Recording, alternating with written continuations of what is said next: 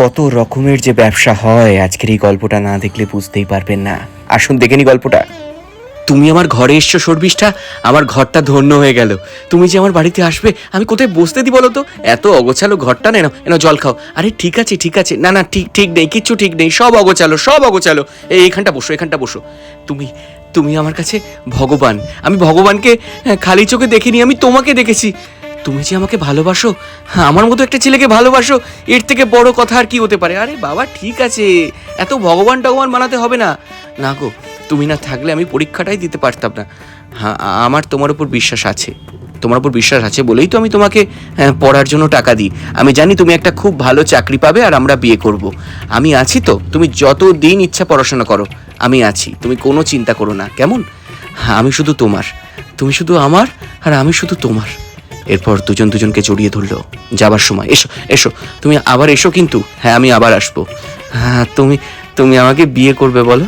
আমি ভাবতেও পারছি না তুমি আমাকে বিয়ে করবে। আমি দেখো ঠিক একটা চাকরি পাবো, খুব তাড়াতাড়ি পাবো। আচ্ছা এই টাকাগুলো রাখো, নতুন চাকরির পরীক্ষার জন্য যে টিউশনটা নেবে ওখানে তুমি জমা করে দিও, কেমন? আসছি আমি। ও সত্যি তো, তুমি তুমি মানুষ নও গো, তুমি মানুষ নও।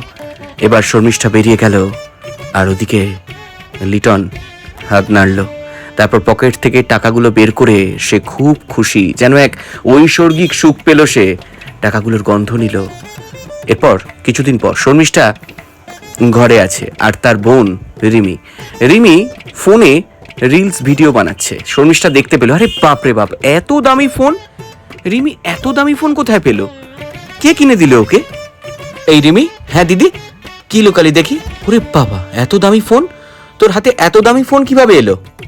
আসলে দিদি আমি একটা ছেলেকে ভালোবাসি, ছেলেটা খুব ভালো, খুব ভালো চাকরি করে, বুঝলি তো, অনেক টাকা।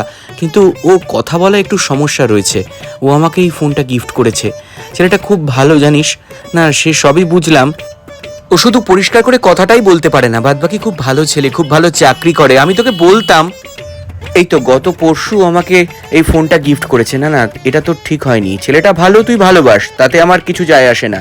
একটা অসহায় ছেলেকে, অসুস্থ ছেলেকে ভালোবাসাটা কোনো অপরাধ নয়, কিন্তু প্লিজ এই বয়সে এইসব নিস না। মানে বিয়ের আগে এটা নেওয়া তো উচিত হয়নি, এটা তুই ওকে ফিরিয়ে দিস। আচ্ছা ঠিক আছে, এবার তুই ছেলেটার ছবি দেখা দেখি তো, দেখা। এবার ওর বোন খুব খুশি হয়ে ছবিটা দেখাতে শুরু করলো, আর বললো ফোনটাও দিয়ে দেবে। বিয়ের আগে এসব নেওয়া উচিত নয়। কিন্তু ছবিটা দেখার পর শর্মিষ্ঠার মাথায় যেন আকাশ ভেঙে পড়ল। এই ছেলেটা কথা বলতে পারে না, এর সঙ্গে বোনের সম্পর্ক কিভাবে সম্ভব? না না, জানতে হবে কি হলো আমার সাথে এটা। ঠিক পরের দিন রিমি ডেকেছে তার বয়ফ্রেন্ডকে। বয়ফ্রেন্ড এলো, আপনার মতো আমিও চমকে গিয়েছিলাম। এই দেখুন, তুমি আমাকে আজকে হঠাৎ আসলে ডাকলাম কারণ তোমার কথা আমি বাড়িতে বলেছি, আর আমার দিদি বলেছে আমার বাবা মাকে বিয়ের কথা বলবে তোমার সঙ্গে। সেই সময় শর্মিষ্ঠা এসে উপস্থিত।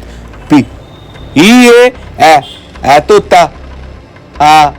তাড়াতাড়ি এখন? ওই তুই এদিকে আয়, তারপর তোকে দেখাচ্ছি। তুই লিটন তাই না? এই দেখুন বোনের সঙ্গে সেই লিটনই কিভাবে মিশেছে। আমি একটু কথা বলতে পারি না, কিন্তু আমি খুব স্মার্ট, আমি খুব রোম্যান্টিক, আর আমি আমি আমি তোমাকে ভালোবাসি। তুমি কথা বলতে পারো না তো কি হয়েছে, তুমি মানুষটা তো ভালো। ওই জন্য তো ওমাকে একটা গিফট দেবো, একটা আমি এনেছি। এটা তো ওমার। উরি বাবা, এটা আমার? তো তুমি খুশি তো? দেখুন, যে ছেলেটার পয়সা নেই, যে ছেলেটাকে শর্মিষ্ঠা টাকা দেয়, এবার সপাটে একটা চড় মারলো। বোন খুব খুশি, বোনকে সব বলেছে শর্মিষ্ঠা এর আগে। তুই নাকি গরিব, তোর নাকি টাকা নেই, তুই জানিস না ও আমার বোন, রিমি আমার বোন, আর এই ফাঁদেই তুই পা দিলি তাই না? এত দামি দামি ঘড়ি পরেছিস, এত দামি দামি ড্রেস, হ্যাঁ কিরে তোর কথা বলা ঠিক হয়ে গেল? তুই এখন তো বেশ দিব্যি ঠিকভাবে কথা বলছিস। শোন, তোদের মতো ছেলেদের জন্য না সমাজের আজকে এই অবস্থা। ভাগ্যিস তোকে বলিনি রিমি আমার বোন, আমার একটা বোন আছে। যদি জানতিস তাহলে আর তুই ওর সঙ্গে প্রেমও করতিস না, আর তোকে ধরতেও পারতাম না। তোর কি ব্যবস্থা করি দেখ, তোর ব্যবস্থা আমরা দুজনে করব। এর শেষ দেখে আমরা ছাড়বো। দেখুন বন্ধুরা, গল্পটা দেখে কি বুঝলেন? কাউকে অন্ধবিশ্বাস করবেন না, এই সমাজটা এখন এমনই, সবাই ব্যবসাটা ভালো বোঝে। গল্পটা বেশি করে শেয়ার করে এই সতর্কমূলক ভিডিওটা সবাইকে শেয়ার করে দিন। ভালো থাকুন, সুস্থ থাকুন, দেখতে থাকুন আমাদের গল্প।